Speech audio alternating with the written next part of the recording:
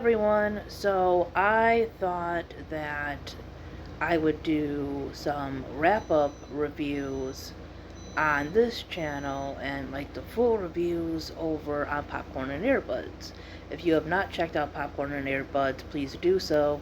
I have the link in my post community tab, that kind of thing.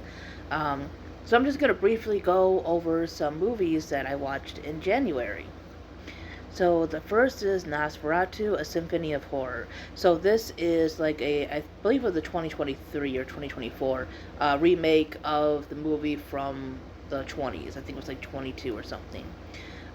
Basically, Nosferatu is like a um, film adaptation. Sorry, of Dracula. I have not read Dracula. It's actually on my 40 before 40 list, so I will be reading that within these next 2 years, um, hopefully soon. So, anyways, yeah, there's like a whole story behind that, a whole lot of like legal stuff, um, and reasons why they didn't call it just Dracula. But anyways, Nosferatu, vampire. A man is going to meet Count Orlok, I believe is what his name is, to sell a building land. And his wife is having these dreams of this creature, and she's like being drawn in and everything. I think I rated this one, yeah, I rated it a 3 star. I believe it was my friend Sam who told me about this. It was a good movie. Um, it had a lot of atmosphere, a lot of creepiness. I've never seen the original to really compare. It wasn't my most favorite, but I did like the atmosphere of this movie. Number two is The Wild Robot.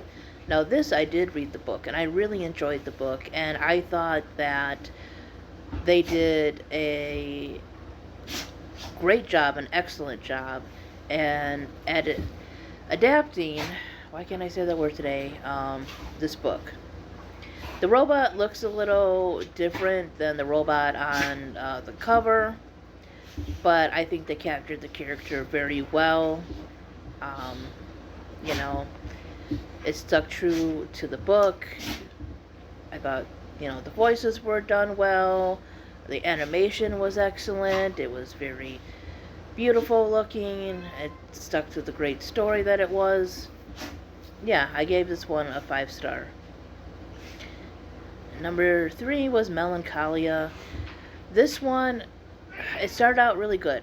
I really thought that this was going to be a good representation of anxiety and depression, and in a lot of ways it still was.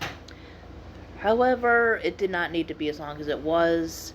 I think it started out good in its depiction of things, and then kind of got into, I don't want to say that they were trying to demonize it, or, make it look like people do bad things when they are, suffering from mental health issues, but there were just some things that the character did that I didn't feel was necessary, that was excusable.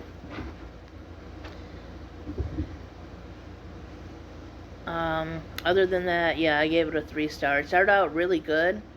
I thought what they said in the synopsis was going to play a much bigger role, but it really didn't have any impact until the end. The fourth one, Macy, leave the kitty alone. She don't want to play. Is Flow. And this has no dialogue. It is just about a cat who is going down like this river.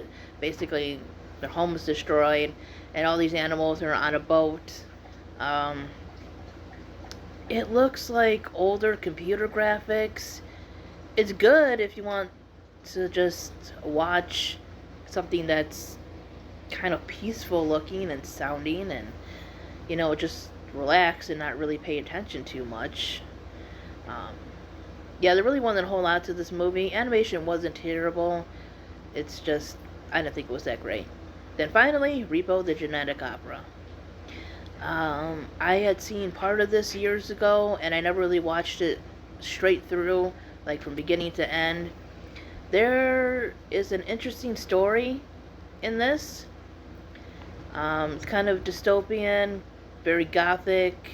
It's a musical, basically.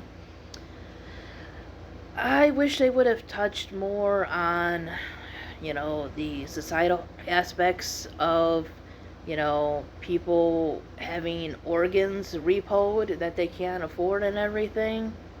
The story was good, though. Just, if I were to pick, like, a spooky gothic-ish movie, this might not be, like, at the top of the list, but I can see why people enjoy this one. It was a good movie. I just thought there could be a little bit more of certain aspects of it. But anyways, that is my wrap up for January. I will be doing my February one soon. See you guys later. Bye bye.